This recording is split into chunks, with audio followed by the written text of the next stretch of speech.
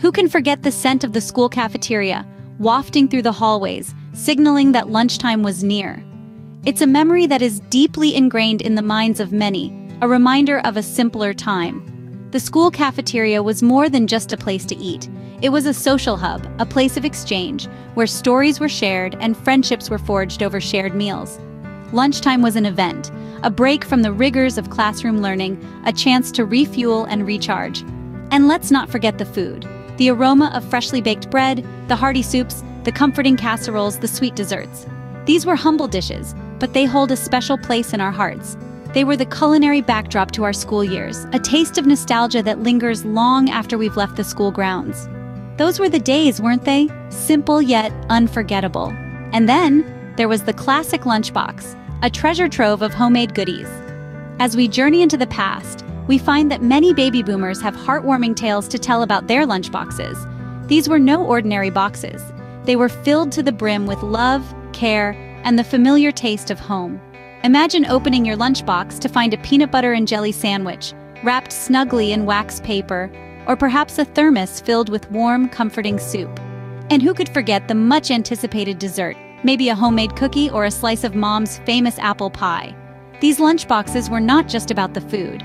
They were about the anticipation, the surprise, and the comfort that came with each meal. They were symbolic of the care our parents took to ensure we were well-nourished and happy. In essence, these lunchboxes were miniature versions of our homes that we carried around. The lunchbox was more than just a container. It was a piece of home that we carried with us. Lunchtime wasn't just about food. It was also about lessons learned and friendships formed. The school cafeteria was a bustling marketplace of ideas, where the currency was sandwiches, fruit cups, and the occasional candy bar. It was a place where we learned the art of negotiation, as we bartered our way to the perfect meal.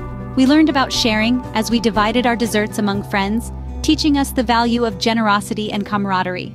We discovered the joy of variety, as we traded our apple for a friend's orange, broadening our palates and our perspectives.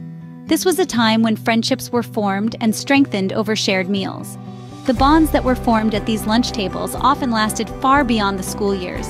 They were the relationships that shaped our lives, the friendships that stood the test of time. Indeed, those school lunches were more than just meals. They were slices of life. So, as we walk down memory lane, reminiscing about those school lunches, we're reminded of the simple joys they brought us. The familiar sights, scents, and tastes of the cafeteria or a packed lunchbox. The shared laughter over a sandwich, the lessons learned during lunchtime conversations.